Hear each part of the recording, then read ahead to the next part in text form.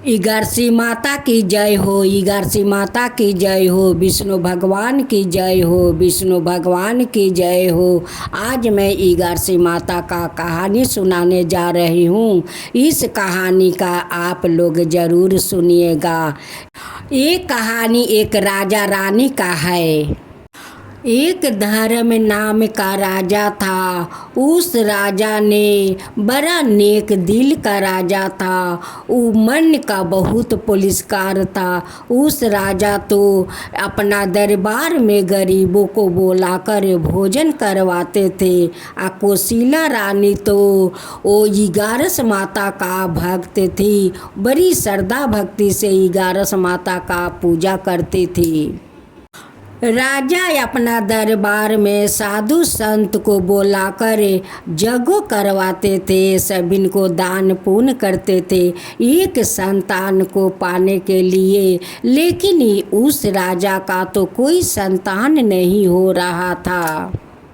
देखते देखते राजा को तो 5 बरस हो गया, लेकिन कोई संतान नहीं हुआ। रानी बहुत निराश हो गई कि अब हम लोग का कभी संतान नहीं होगा। रानी को दुखित देखकर राजा तो थोड़ा दुखित होते थे, लेकिन राजा करते तो क्या करते। और रानी को समझाता था कि देखिए रानी, जितना जे हम लोग का प्रजा है वही हम लोग का संतान है। समझ लीजिए कि वही प्रजा हम लोग का संतान है। राजा रानी अपना संतान होने का आशा छोड़ दिया था। राजा कहते हैं कि जो नहीं होगा उसका आशा करके क्या हम लोग का फायदा होगा, कोई फायदा नहीं मिलेगा। हम लोग का तो सारा प्रजा ही हम लोग का संतान है, वही संतान रहेंगे। एक दिन रानी राजा से कहती है कि स्वामी, मुझे तो पीहरे गए हुए कितना साल हो गया, आज तक तो मैं पीहर नहीं गए। चलिए पीहर से घूम आता हूँ। रानी का खुशी में राजा का खुशी था। रानी का बात का कभी राजा इनकार नहीं करते थे। जो रानी कहती थी वही राजा करते थे। राजा 2 डोली मंगवाते हैं या दोनों डोली पर दोनों बैठ जाते हैं और बैठ कर कहते हैं कि कहार भैया अब डोली ले चलो। जाते जाते कुछ दूर जाते हैं। एक रास्ते में एक गधा को दर्द से छटपटा रहे थे, क्योंकि उनकी संतान होने वाला था।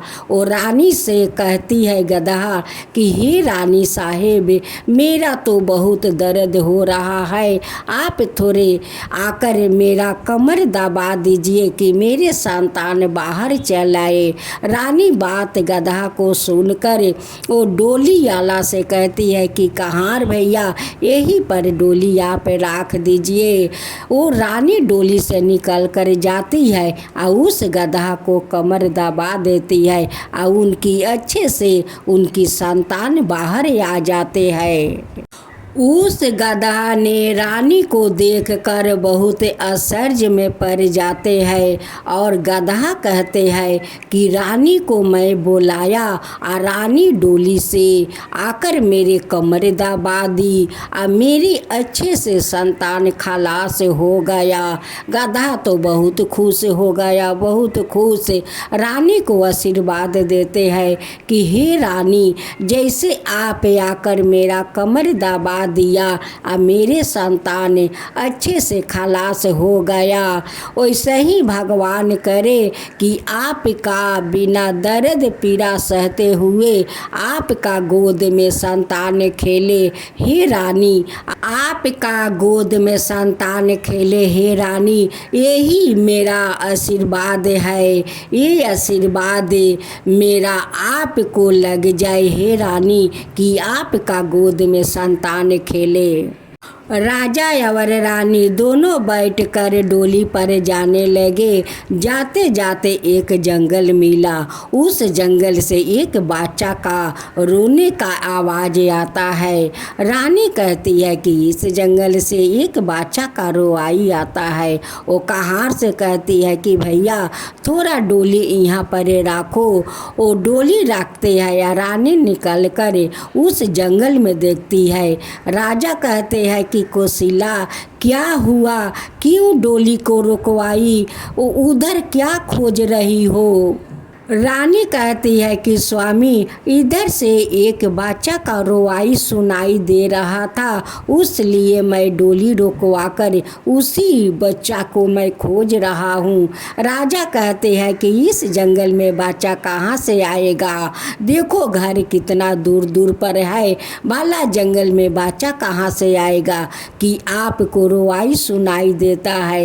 कहार लोग कहते हैं कि राजा साहेब जंगल में तो भूत प्रेत होते हैं, वो लोग भी तो रोते हैं, कोई भूत रो रहा होगा।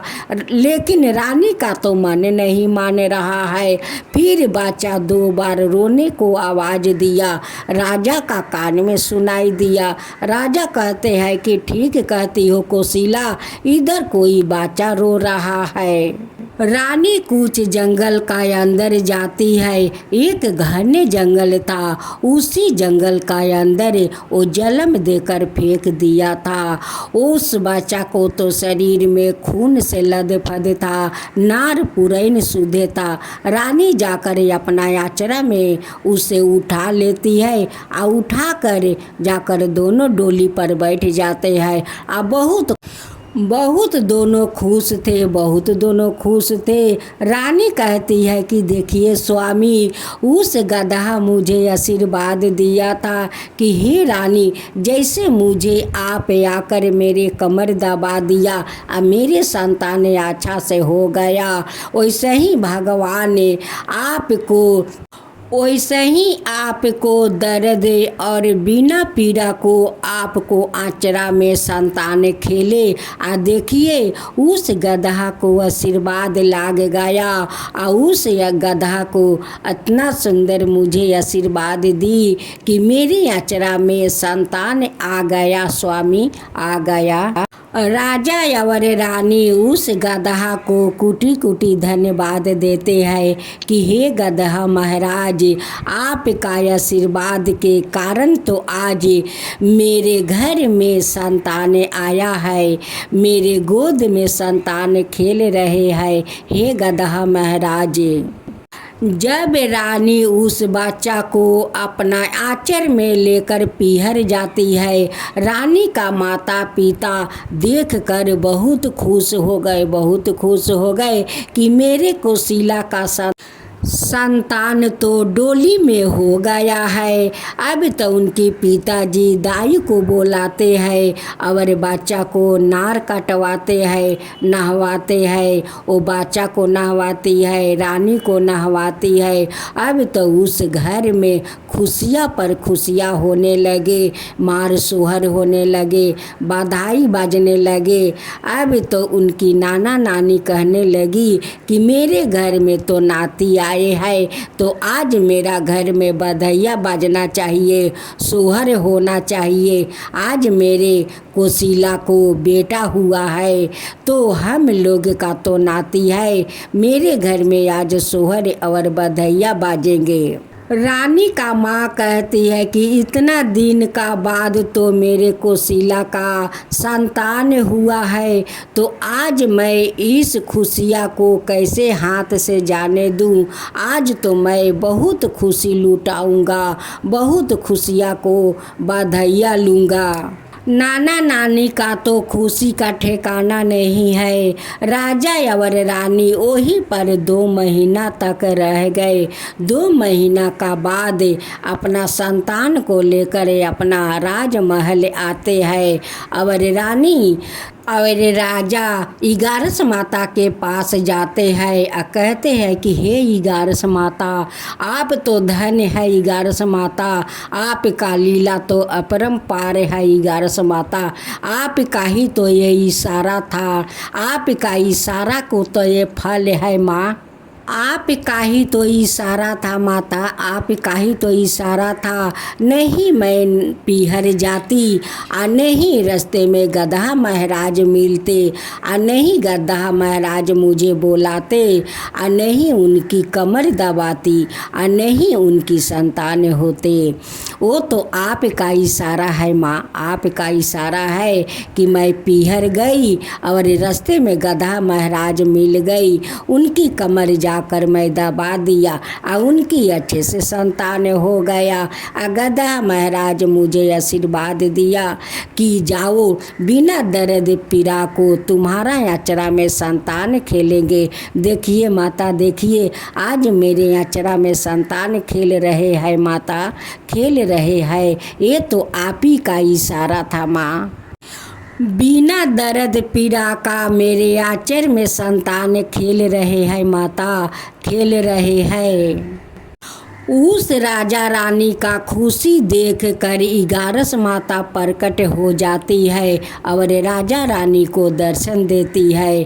और राजा रानी इगारस माता को देख कर उनकी पैर पकड़ कर प्रणाम करते हैं कि माता आज तो आपका दर्शन पाकर मैं तो धन्य हो गया माँ, धन्य हो गया। देखिए ये आपका दिए हुए प्रसाद है माँ, ये आपका दिए हुए प्रसाद है माँ।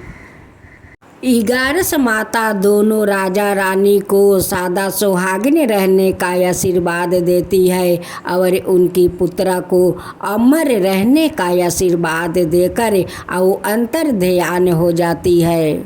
हे इगारस माता, आप जैसे उस राजा रानी का गोदी में संतान डालकर उन्हें माता पिता बना दिया, वैसे ही सबका अपना आशीर्वाद दीजिए और सब कोई माता पिता बन जाए। हे इगारस माता, सबको माता पिता बना दीजिए, सबका ऊपर अपना आशीर्वाद रखिए। हे माता आशीर्वाद कीजिए।